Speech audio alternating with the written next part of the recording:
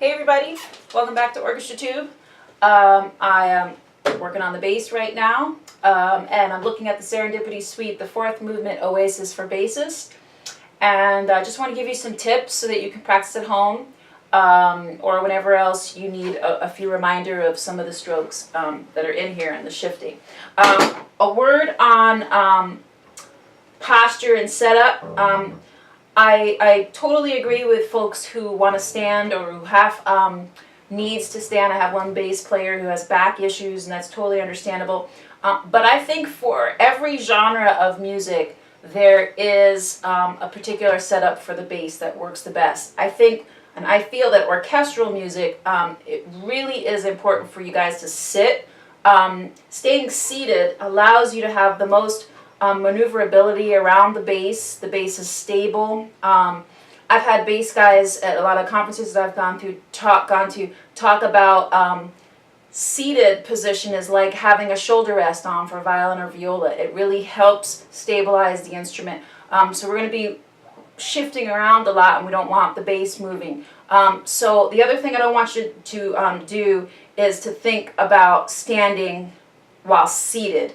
And what I mean by that, a lot of times kids are, they're so used to the standing position that they bring it right in for the seated. I want you to remember, think cello. Bring it right in front of you, okay, off to the side a little bit, and it's hitting you right, almost, right at the breast point, right there in the middle part of your abdomen. And you've got your knee back here to stabilize it, and you've got your right foot flat on the ground.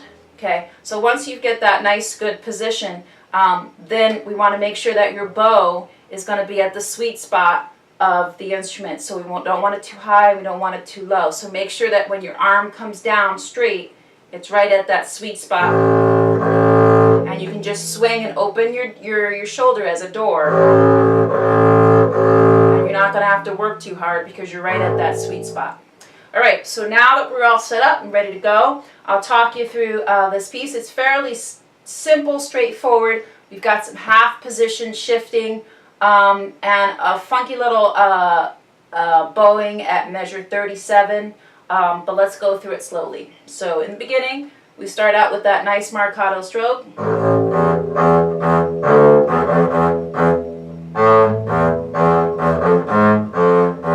Right there, I've gone to half position. So in measure 11, I'm going to play the first finger A right there, and I like to shift as I do that string crossing right there. I know the music says to shift a little later, but I think that works better for me, for my hand, so try that. So let's see.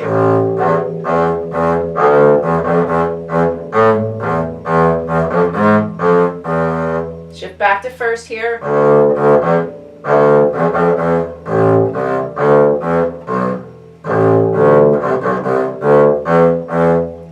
I'll try not to read too many wrong notes. I've been doing a lot of videos, so if I read cello, please excuse me. Okay, so at measure 17, same thing again. We have that same opening melody.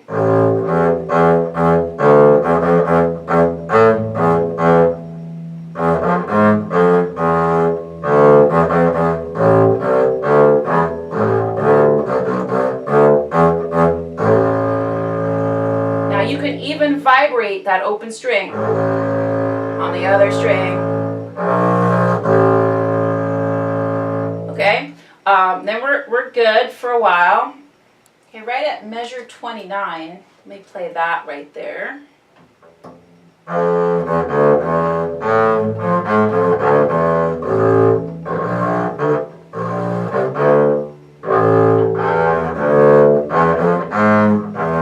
That's all half position. So what you want to make sure, I actually changed the fingering in measure 30. I think you can go to half position right as you're playing that D in measure 29. So it looks like this. And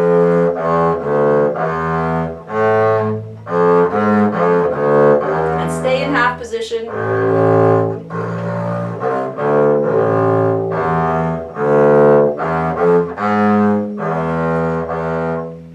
And you can do a couple things right there. You can shift to first on that E right there. Then you're set up for 37, which has this interesting little bowing. What I would first do is Try and do it on the open strings, so you're just practicing the string crossing and the two up bows.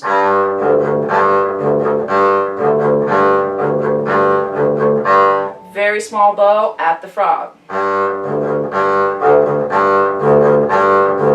As you do the two ups, they're actually going to do a small little bounce and rebound. If you just pulse it in your hand, don't use too much bow on the down bow. Then there's some fourths in here. You can cover them and just do a little wiggle with your wrist. I'm not entirely sure that basses would be okay with that, but I think it would be okay since it's so quick. So.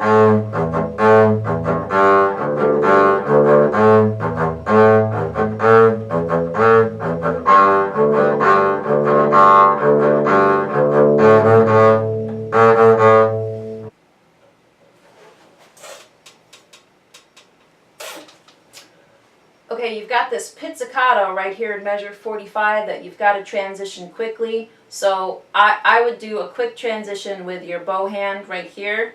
Go from bow hold to a fist, and you've got your L. You can do a couple things. You can stabilize the thumb, but sometimes if it's just so fast like this,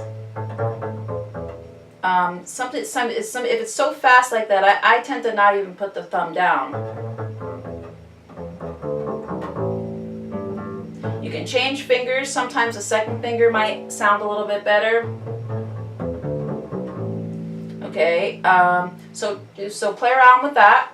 Then we're back at 49.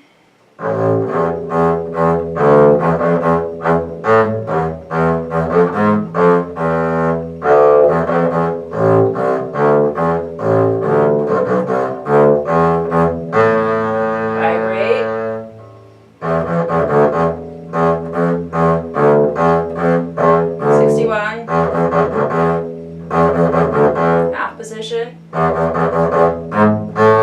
retake. Okay, hope you've enjoyed this. Bear with my bass playing. Just practice it slowly and just take your time.